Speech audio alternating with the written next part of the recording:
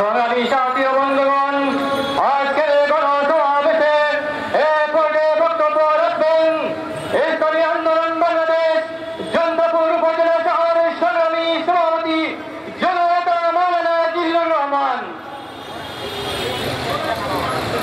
সংগ্রামী সিলেট মাসুম ইসলামী আন্দোলন বাংলাদেশ সিলেট জেলা সভাপতি আয়োজিত আজকের গণসমাবেশে সিলেটবাসীর উদ্দেশ্যে প্রধান অতিথির বক্তব্য রাখবেন এদেশের মাটি মানুষের নেতা ইসলামী আন্দোলন বাংলাদেশের সিনিয়র নাইবের মুফতি সৈয়দ মোহাম্মদ ফজল করিম সাবেক চেয়ারম্যান। বিশেষ অতিথি হিসেবে বক্তব্য রাখবেন জাতীয় ওলামা শাইখান পরিষদের সাধারণ সম্পাদক মুফতি রেজাউল করিম আবরার সহ কেন্দ্রীয় স্থানীয় নেতৃবৃন্দ।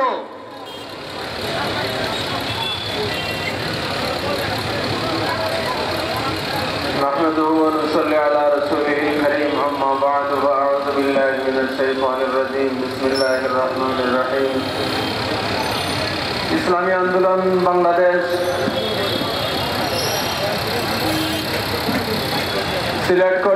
সিলেট জেলা মহানগর কর্তৃক আয়োজিত আজকের এই গণসমাবেশের সংগ্রামী সভাপতি, দূর দূরান্ত থেকে আগত ইসলাম পিপাসু তাওহীদি জনতা,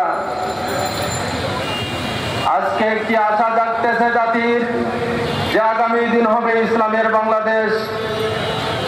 জাতির আশা জাগতেছে আগামী দিন হবে ইসলামী হুকুমতের বাংলাদেশ। আমরা বিভিন্ন তন্ত্রমন্ত্র দেখেছি, বিভিন্ন দলের শাসন দেখেছি, বিগত আওয়ামী সরকারের দুঃশাসন দেখেছি, এর আগে বিএনপির শাসন দেখেছি। তারাও দুর্নীতিতে চ্যাম্পিয়ন হয়েছে বিশ্বের মধ্যে। এই জন্য এই দুই দলের শাসন আর জাতি দেখতে চায় না। এখন জাতি দেখতে চায় ইসলামী আন্দোলনের শাসন, এখন জাতি দেখতে চায় ইসলামী হুকুমত, এখন জাতি দেখতে চায় তালেবানের মতো আরেকটি শাসন বাংলাদেশে প্রতিষ্ঠিত হোক।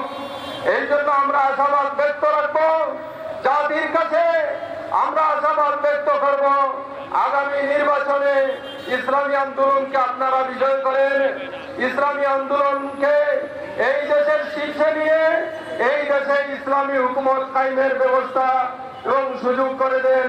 এই আশাবাদ ব্যক্ত করে আমার সংক্ষিপ্ত বক্তব্য সমাপ্ত করলাম।